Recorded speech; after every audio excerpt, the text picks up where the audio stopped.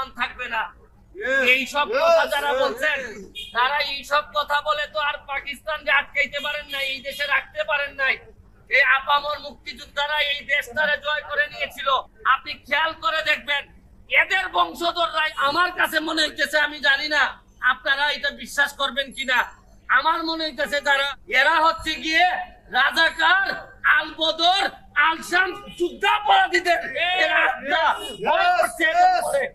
আমি নাইলে দেখবেন সরকার কিন্তু এদের ফান্ড কোন জায়গা থেকে আসতেছে, তারা কোথা থেকে টাকা পাইতেছে, এরা এখন আর ওয়াজ করার দরকার নাই। ইসলাম প্রতিষ্ঠা এদের কোন উদ্দেশ্য না, এদের উদ্দেশ্য হচ্ছে গিয়ে প্রকৃত অর্থে এই সরকারের পতন। আমি সরকারের কাছে দাবি জানাবো, আপনারা একটু যাচাই করে দেখেন তাদেরকে রাষ্ট্রদ্রোহ মামলায় আনা যায় কিনা। এইটা সিনিয়ররা ভাব করে, আমাদের অনুমতিতে যারা আঘাত দিয়েছেন তারা যাই হোক কোনদিন প্রকৃত মুসলমান হইতে পারেন। কারাগারে বন্দী অবস্থায় আল্লামা দেলোয়ার হোসেন সাঈদীর মৃত্যুর জন্য ব্যারিস্টার সুমনকে দায়ী করছে সাধারণ মানুষ। দর্শক, আপনাদের কি মনে হয়, আল্লামা দেলোয়ার হোসেন সাঈদীর বিনা দোষে যাবজ্জীবন কারাদণ্ড এবং কারাগারে তার মৃত্যুর জন্য আসলে কি ব্যারিস্টার সুমন দায়ী? আর যদি ব্যারিস্টার সুমন দায়ী হয়ে থাকে তাহলে তার শাস্তি চান কে কে, এবং ব্যারিস্টার সুমনের কি শাস্তি চান? আপনাদের মতামত অবশ্যই কমেন্ট করবেন। আওয়ামী লীগের পাঁচাটা ব্যারিস্টার সুমন নামের প্রথমে সৈয়দ থাকলেও সবসময় হুজুরদের বিরুদ্ধে ছিলেন তিনি। মানবতা বিরোধী অপরাধের বিচারের জন্য গঠিত আন্তর্জাতিক অপরাধ ট্রাইব্যুনালের প্রসিকিউটর ছিলেন ব্যারিস্টার সুমন। এই সময় আওয়ামী লীগ সরকারকে খুশি করতে আদালতে বিভিন্ন মিথ্যা তথ্য প্রমাণের মাধ্যমে অনেক নিরপরাধ মানুষকে ফাঁসির কাঠগড়া পাঠিয়েছেন ব্যারিস্টার সুমন। অনেকগুলো লোক মরে গেল, কিছু আসে যায় না। যদি কোনো কারণে আওয়ামী লীগ ফল করে, তাইলে আমি আপনাদেরকে সাক্ষী দিয়ে যাচ্ছি, আমরা তো বাঁচবই না। আপনারা যারা আমেরিকাতে আছেন, কোনোদিন যদি বাংলাদেশে যান, আপনাদেরও বহু নাম লিস্টেড আছে যে আপনারাও বাঁচবেন না। উনি যখন ট্রাইব্যুনালে ছিলেন, ওনার সর্বোচ্চ শক্তি দিয়ে ঢাকা ইউনিভার্সিটি থেকে পাশ করা অনেকগুলা শিবিরের অ্যাডভোকেট, যাদেরকে আমরা ঢাকা ইউনিভার্সিটি চিনতেই পারতাম না বা মনে করতাম যে এরা মুক্তিযুদ্ধের সপক্ষের লোক, পরে গিয়ে দেখা গেল ট্রাইব্যুনালে গিয়ে দেখি সাঈদী সাহেবের জন্য জীবন দেওয়ার জন্য প্রস্তুত। ট্রাইব্যুনালের ভিতরে দেখে আসছে যে এরা আমার শিবির করতো।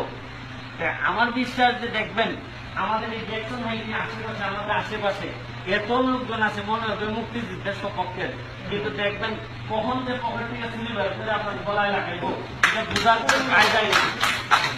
এদেরকে আমি যতটুকু চিনছি, এরা হাইলি কমিটেড, হাইলি মোটিভেটেড, এবং এরাই এখন কিন্তু ওই জঙ্গিবাদ যারা আপনারা বলতেছেন টু সাম এক্সটেন্ট এদের টাকায় ব্যবহৃত হইতেছে। আমার ব্যক্তিগত পুরা বিশ্বাস। আপনি কি মনে করেন যে মীর কাসেম আলীরে আমরা যে ফাঁসির ব্যবস্থা করতেছি, আগামী 30 তারিখে তার শুনানি হবে, তারই 100 কোটি 200 কোটি 500 কোটি টাকা যাচ্ছে কই? আপনি কি মনে করেন এইগুলা সে অন্তত যাওয়ার আগে আমাদের বিরুদ্ধে ব্যবহার করে যাবে না? এটা 100% থাকে না, এটা ব্যবহার করতেছে আমাদের বিরুদ্ধে, আমাদের লোকগুলারে নষ্ট করতেছে। এদের মেইন কাজই হচ্ছে কি আমাদের ইমানদারদেরকে নষ্ট করা। 2013 সালে 14 ফেব্রুয়ারি মাওলানা দেলোয়ার হোসেন সাঈদীকে ফাঁসির রায় দিয়েছিলেন আওয়ামী লীগ সরকার। সেই সময় সাঈদী সাহেব আদালতকে উদ্দেশ্য করে বলেছিলেন, আপনারা নিজেদের শপথের উপর দায়বদ্ধ থেকে বিচার করতে পারেননি। তবে পরবর্তীতে সারা দেশে আন্দোলন এবং প্রতিবাদের মধ্যে 2014 সালে ফাঁসির রায় পরিবর্তন করে যাবজ্জীবন কারাদণ্ড দেয় আদালত। গত বছর 14 আগস্ট মৃত্যুর আগের দিন পর্যন্ত কারাগারে ছিলেন আল্লামা দেলোয়ার হোসেন সাঈদী। এভাবে কারাগারে সাঈদী সাহেবের মৃত্যুর জন্য ব্যারিস্টার সুমনকে অনেকাংশে দায়ী বলে মনে করছেন সাধারণ মানুষ। অবশ্যই বাংলাদেশে আমরা এই ধরনের একটা ট্রাইব্যুনাল তৈরি হোক, যারা যুদ্ধাপরাধের সাথে জড়িত ছিল, যারা মুক্তিযুদ্ধের বিরোধিতা করেছে, তাদের বিচার হোক, আমাদের কোনো সমস্যা নেই। কিন্তু দেলোয়ার হোসেন সাঈদী তিনি যুদ্ধাপরাধী ছিলেন। আব্দুল কাদের মোল্লা তিনি যুদ্ধাপরাধী ছিলেন, ধরলাম তারপরেও তারা যুদ্ধাপরাধী ছিল। আপনি যে ট্রাইব্যুনালের হয়ে কাজ করেছেন, সেই ট্রাইব্যুনালের সামনে থেকে যখন দেলোয়ার হোসেন সাঈদীর পক্ষে সাক্ষী দেয়া, যার ভাই খুন হয়েছে, সেই হিন্দু ব্যক্তি যখন দেলোয়ার হোসেন সাঈদীর পক্ষে সাক্ষী দিতে আদালত প্রাঙ্গণে এসেছিল, তখন তাকে গুম করা হয়েছিল এবং তাকে ভারতের জেলে পাওয়া গেছে। এটা কি সত্য না মিথ্যা? যদি সত্য হয়ে থাকেন তাহলে আপনি সেদিন কেন পদত্যাগ করেন নাই? 2008 সালে আওয়ামী লীগ ক্ষমতায় আসার পর থেকে 2024 সাল পর্যন্ত কট্টরপন্থীভাবে আওয়ামী লীগের এজেন্ট হয়ে কাজ করে আসছিলেন ব্যারিস্টার সুমন। কিন্তু তারপরও সামাজিক যোগাযোগ মাধ্যমে দুর্নীতি, ন্যায় বিচার এবং মানবতার ফেরিওয়ালা হিসেবে ব্যাপক জনপ্রিয় হয়ে ওঠেন ব্যারিস্টার সুমন। আমার এলাকার আমি এমপি হয়ে ঈদের আনন্দটা কেমনে করি, যেখানে উনার এইরকম বাজে অবস্থা। আপনাদেরকে উনার অবস্থাটা দেখাই। উনার 3টা মেয়ে আপনার ছিল না? আপনার এই কাছে আসুক। আপনার জামাই মারা গেছেন কবে? কত বছর হইতে পারে আন্দাজে? 20 বছর হইব। আচ্ছা দেখি আই আপনার ঘরের অবস্থা দেখি দেখি এখানে আইনগো, আপনি আইনগো, আপনি হ্যাঁ হ্যাঁ, এই যে ঘরের অবস্থাটা এখানে তো বৃষ্টিতে পানি পড়ে না, তা আপনারা তখন কেমনি সময় বৃষ্টির সময় এলে অন্য করে যান গিয়া, তা আপনারা এই অতদিন ধরে সাহায্য টাহ্য কুস্তা পাইছেন না?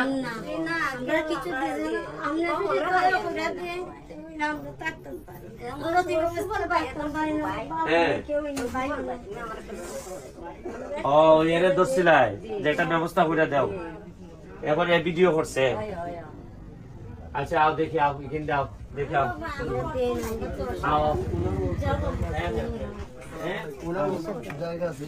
আর এটা খার জায়গা উনি বন্টন হয়ে গেছে গা, বন্টন হওয়াতে মানে এরা যারা আছে অন্যরা যারা আছে এরা তাইলে ওই জায়গার মিছে খালি জায়গার মিছে জায়গা দিছে। কোনানো তোমার জায়গা দিছে? টাকা পয়সা লাগি খতকান্দুর আও আমার সাথে আও দেখি আও দেখি আও তোমরা রবে দু যাই না আও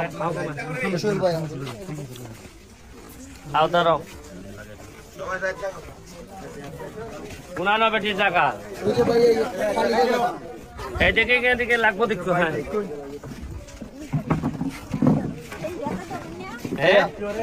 খালি জায়গা ফেন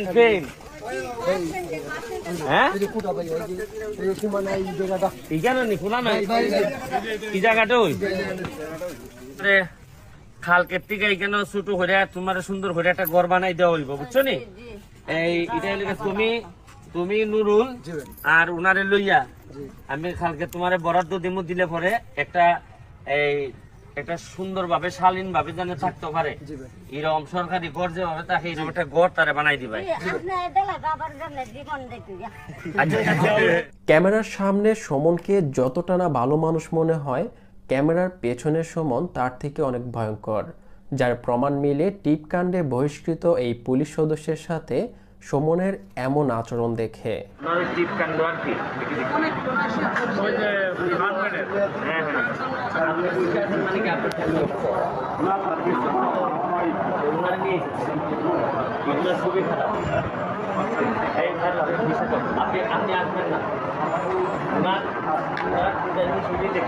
শুধু তাই নয়, নিজ স্বার্থ ছাড়া কোনো কাজই করতেন না ব্যারিস্টার সুমন।